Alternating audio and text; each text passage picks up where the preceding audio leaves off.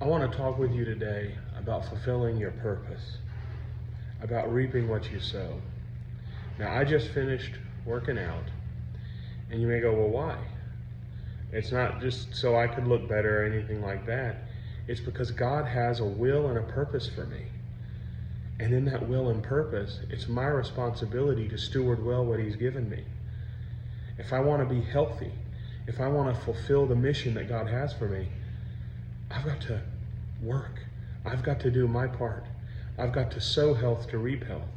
Some of you watching this, you need to realize God's got a good will and a good plan for you.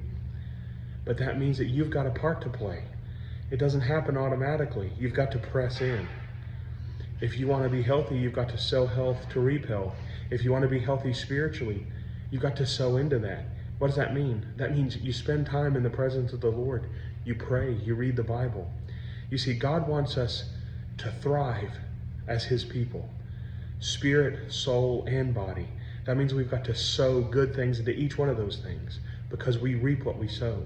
So if we want physical health, we need to sow health. We need to steward our body well. If we want spiritual health, we need to sow into that. We need to spend time with God. If we want soul health, we need to sow into that.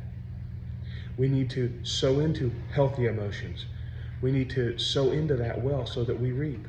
It's God's will for you to accomplish the plan and purpose He has for your life. So head that direction. Do the right things. I'm passionate about this because if you don't, the devil will take you out. The thief has come to steal, kill, and destroy. You see, we're in a battle. We've got to contend for what God wants to come to pass. The reason I've been working so hard to take care of myself lately is because I remember something. In 2021, the devil tried to kill me. I got COVID, and it almost killed me. It hospitalized me. There was no hope, according to those doctors, that I would ever even be able to go back to work. But in my heart, I knew God's a healer.